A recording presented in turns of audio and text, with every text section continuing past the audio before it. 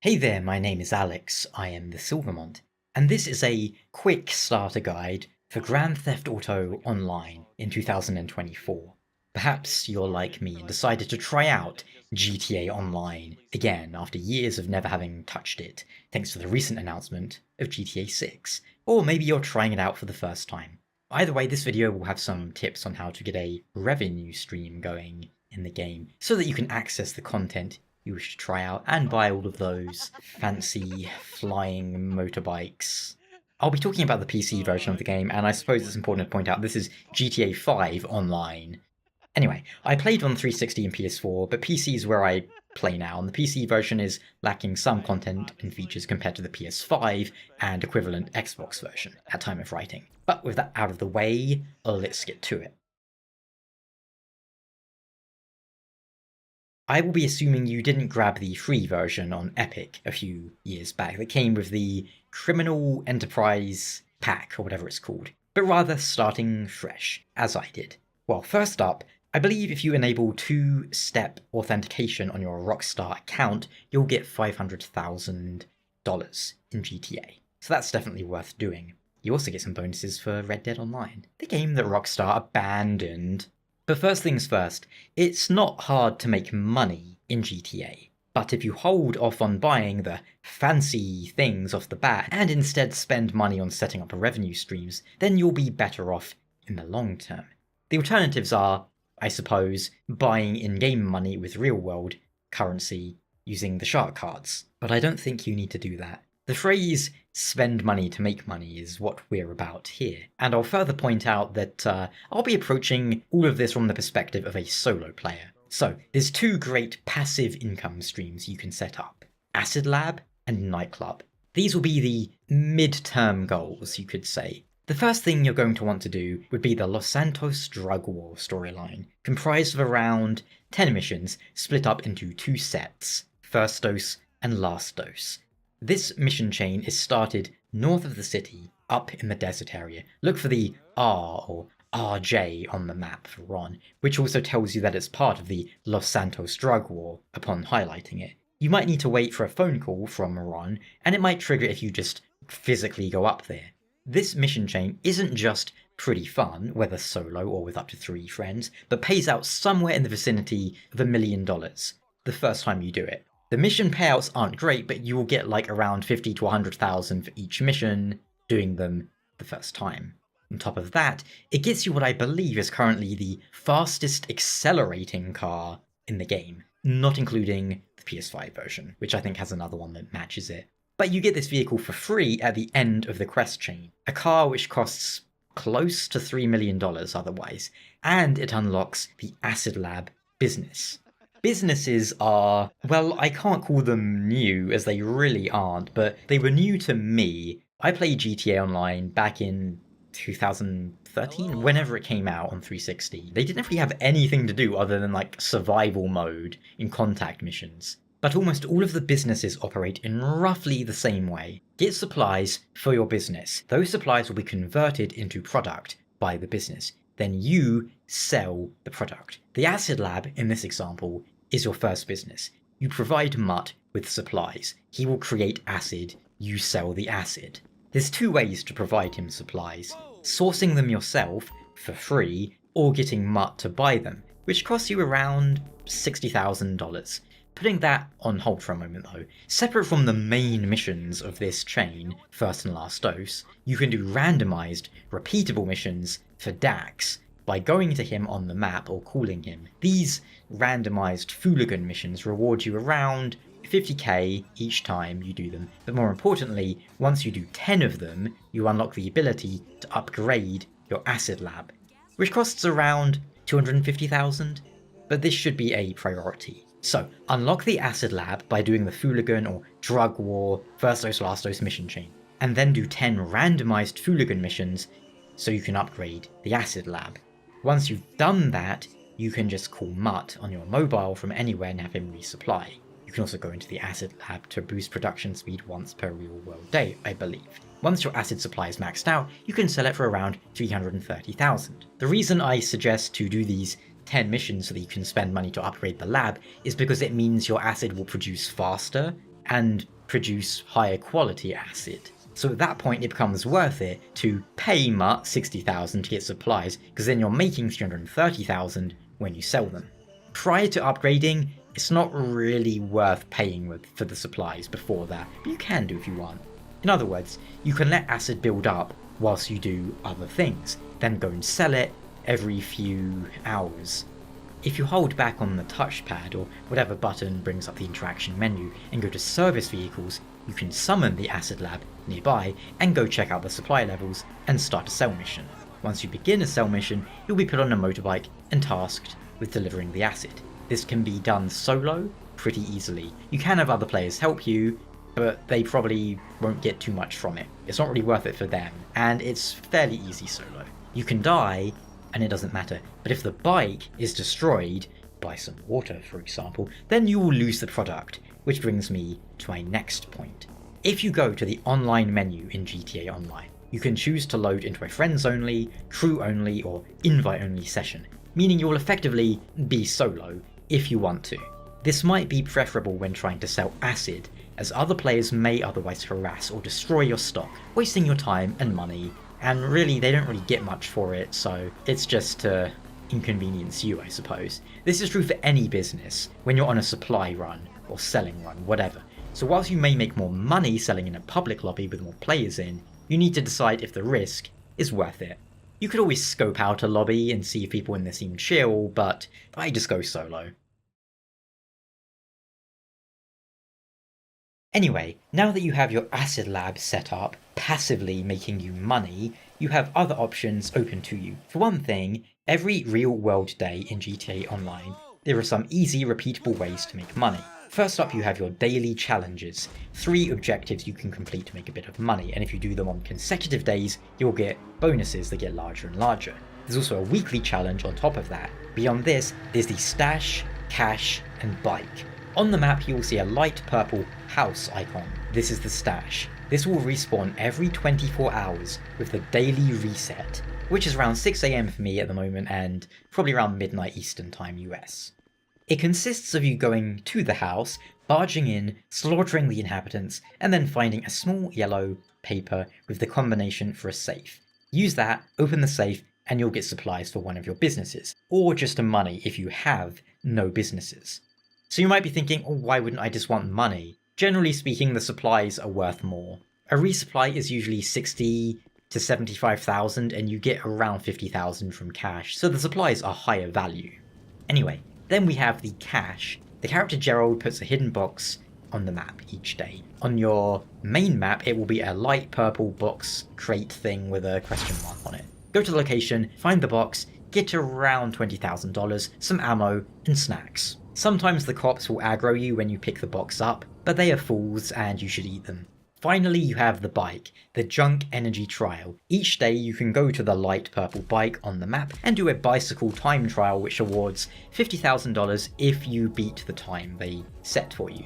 These are usually pretty easy, just remember to hit in the left analog stick or equivalent control to boost using the yellow meter. There's a similar time trial for vehicles that respawns once a week and awards $100,000 if you beat it. I would say they are noticeably harder than the bike challenges. I use motorbikes for them most of the time, but if I can't do it in 2 or 3 attempts, I just give up as there's other ways to make the money. I hear the PS5 version has another time trial they can do each week too. And you probably notice there's another light purple icon, the RC trial. To unlock it, you need to have an RC car, which is a bit of an investment. Maybe you can get it on a discount one day, but if you buy it at full price, you would need to do about a month's worth of RC trials before they start making you profit, so to speak.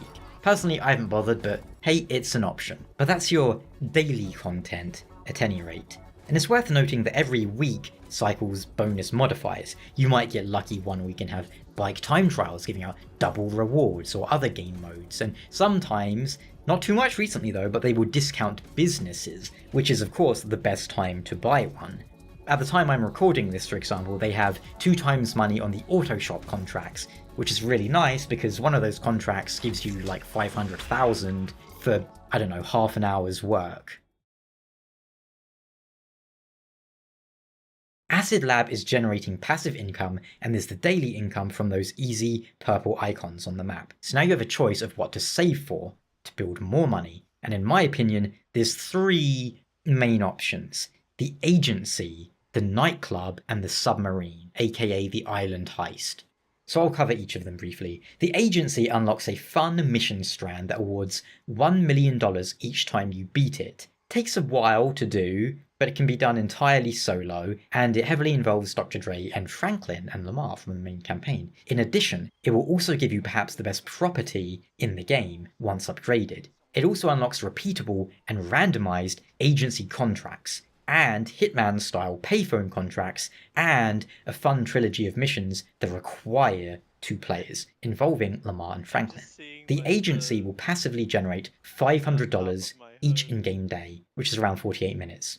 This bonus will increase by $500 for every 5 contracts you do for the agency, up to a maximum of $20,000 a day if you do like 200 contracts. The payphone assassination missions are fairly short and easy and award $45,000 if you fulfill the bonus condition, such as assassinating the person with a golf club. They were recently nerfed down from $80,000, which sucks, but oh well, the agency is still worth it. The building itself provides you infinite snacks, which are crucial because it's the only way to really heal in GTA Online, and every single enemy in GTA Online is John Wick, so you will be needing to scarf down candy like you have low blood sugar or something, I don't know. But it also gives you easy access to a free helicopter you can leave the building in, a large car park, and the option to upgrade the building, including a bedroom, so you can spawn there. That's the same for any property you own, by the way. If you pay to have a bedroom installed, that means you can spawn at that property. Special vehicle modifications and a weapon workshop round off the agency. I think it's definitely worth getting the bedroom, the other upgrades as well once you have some more money. The agency is the perfect place to have as your base of operations, your home. The agency costs around 1 to 3 million depending on which one you buy, and it's worth noting it doesn't really matter which one you buy. The properties, no matter the location, they all have the same potential, it's just the location. But for the agency, I wouldn't say that's a huge issue. The nightclub is similar.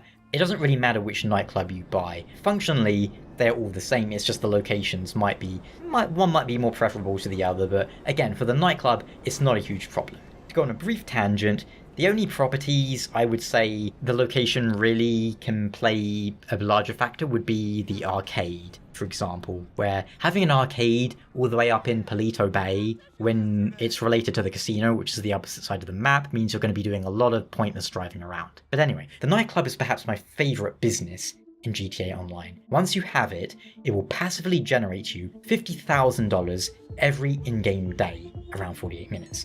Assuming you keep the popularity high for your club, which is insanely simple.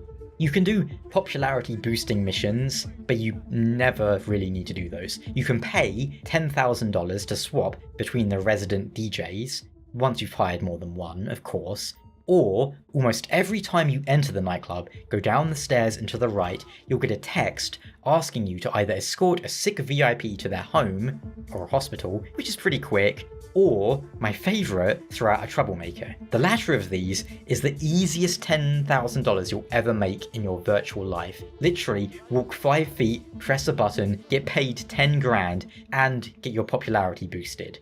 Not only does your nightclub generate passive income, but the real passive income will come from the basement of your nightclub. While it costs quite a lot of money to set up, it's worth it. Effectively, you can buy 5 storerooms for your nightclub's basement and hire 5 technicians and assign them to products. However, in addition to buying the storeroom upgrades, so you can actually store products, you need businesses for them to work with to make the product. In other words, you need 5 functioning businesses that are producing product for your technicians to draw from. The 5 businesses I use are Bunker, Air Freight Cargo, and then 3 motorcycle club businesses: cocaine, meth, counterfeit cash, though I would argue that weed might be a bit better than counterfeit cash. Now, your techs will effectively create supply based on what business you assign them to. from thin air, so you don't need to resupply them or anything, they do it all themselves. However, it's pretty slow, but the best thing about this is, once you're ready to sell the supplies, it's always a one vehicle mission. Unlike your bunker, the supplies once turned into product sell for a lot, they sell for over 1 million, but there's a very good chance that if you don't have at least 3 people doing the supply run or the product run, you're not going to do it because you won't have enough time. The nightclub is always one vehicle, so you can always solo it. The sub costs more than 2 million and is used to set up the island heist for Caya Perico. In other words, you do a mission strand to set up the island, then you go and rob it, bringing in a huge score, around 1 million, 1.5 million profit I would say, maybe a little bit more. It takes some setup and planning, but results in a nice payday. Personally, it isn't my favourite method of making money, but it's probably one of the most effective, even after they keep nerfing it. You can do the entire thing solo and bring in the big bucks, scout the island, find out where the score is, then cram as much of it as you can into your bag. Obviously you want to focus on cocaine or gold, as that's worth the most, generally. You can bring other players, but Rockstar don't understand how to balance games, and despite more people equaling more loot, the payout is individually worse. Still, it's more fun with friends. There's probably 1 million guides on how to precisely do the heist efficiently, so I'm not going to cover any of that. Just know that it's a good option, but it's not the one I'm focusing on here. As for the other businesses I mentioned earlier, if you want 5 for your nightclub, because you have 5 technicians, 1 technician per business, you can't go wrong with the aforementioned 5 of bunker, cargo, which is either bought from having an office or a hangar. I went for a hangar because I wanted a hangar anyway, and 3 motorcycle club businesses. They all cost a lot to set up, so all in all, if you wanted to completely set up your nightclub, you're going to be looking at millions and millions, like 5-7 million at least probably. But that's, as mentioned, spend money to make money. Once you've spent that initial money, then you'll be raking in the dough. They all operate on a very similar way to the Acid Lab and every other business. Get supply, convert supply to product, which is done automatically by the business, then sell product. However, they will all involve multiple vehicles if you want a maxed out set of products you're selling. In other words, a lot of the time, it might be outright impossible to sell it on your own, as you won't physically have time to deliver it. There's ways to offset this. Primarily, you can sell your product when you have less of it. So instead of the product supply bar being 100%, sell it like 25%. Alternatively, the nice thing about the motorcycle club businesses is that you can sell a lot of them to drug dealers, if they are drugs. On the map you might see a light purple speech bubble pop up. This is a drug dealer. You can sell him acid, cocaine, meth, or weed every day. You can't sell all of it, you can sell a bit, and you get paid immediately in cash, no risk, no worries. This provides a very compelling reason for the solo player to grab the 3 drug producers for the MC Club: weed, coke, and meth. Counterfeit cash will be worth a little bit more in the nightclub, but you can't sell your counterfeit cash from the business to a drug dealer. So at some point, you're probably going to have it maxed out and going to need to do a supply run for it to sell it, or get it raided. And that's another point. If your businesses have full stock, full supply ready to sell, there's a good chance it will be raided, which is extremely annoying and just a huge waste of time. As for the motorcycle club, it's very outdated now, but still useful for the nightclub. You buy a clubhouse, and then when you're in the clubhouse, you buy extra buildings around the map which produce those various products: coke, meth, counterfeit cash, weed, and forged documents. You should probably grab coke and meth and weed if you're a solo player, as you can sell them all to drug dealers as mentioned. You can also upgrade the clubhouse to include a bike shop, where customers will bring in bikes for you to customize and deliver to them for an easy 50k. So that pays for itself after just a few days, I would say, and it's kind of fun and easy. As for the other MC Club businesses, you know, coke, weed and all that, I don't really think it's worth spending money upgrading any of them, but you can do if you want.